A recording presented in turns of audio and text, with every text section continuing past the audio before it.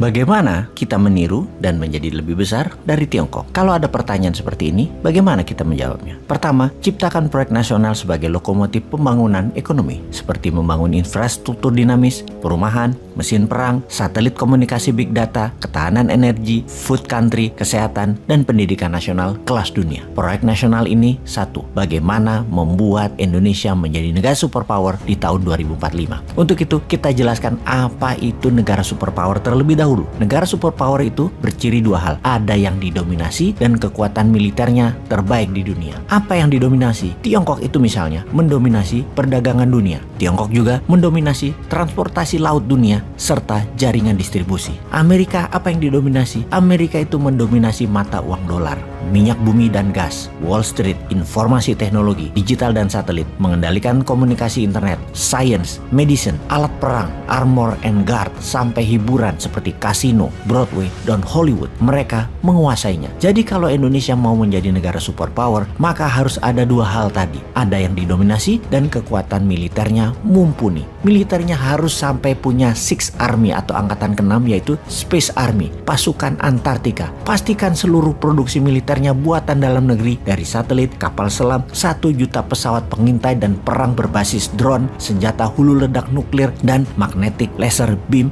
harus punya semua. Teknologinya copy dulu, tiru dulu. Kemudian bagaimana memiliki dominasi ekonomi? Indonesia harus mendominasi bursa mineral dari noble metal, precious group metal, metal tanah jarang, mulai dari tambang mineral sampai hilirisasi refiningnya. Finish produknya 99,99%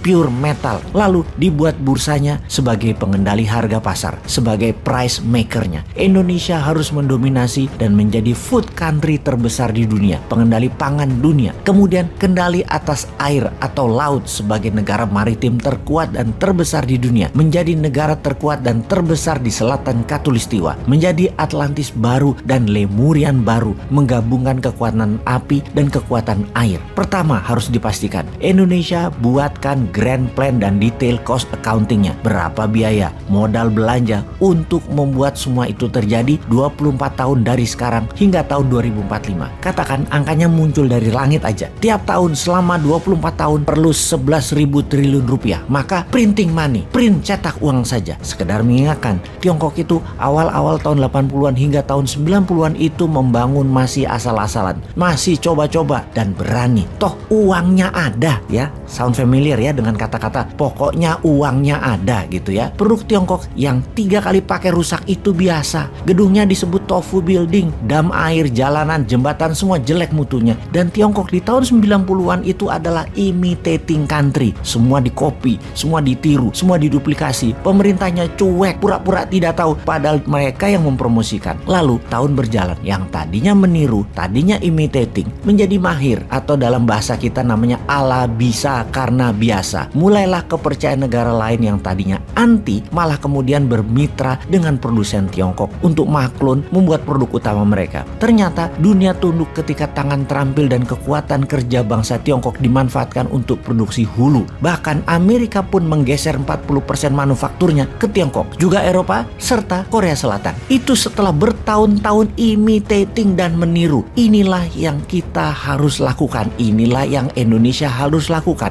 Printing money dan imitating, meniru, duplikasi, copy. Dimana setelah imitating country, di tahun 2029 nanti Indonesia mulai harus menjadi innovation country. Sahabat semua, kembali ke awalnya. Pastikan industri mineral Nusantara adalah tulang punggung cetak uang. Karena kekuatan transaksi pada logam metal tadi bisa merupakan 3 kali nilai uang yang dicetak. Dunia butuh mineral. Sungguh, Spice and Mineral Road itu adalah jalur sutra baru. Kendali atas maritim, pangan, dan mineral adalah Indonesia baru, New Santara bersama New Mind.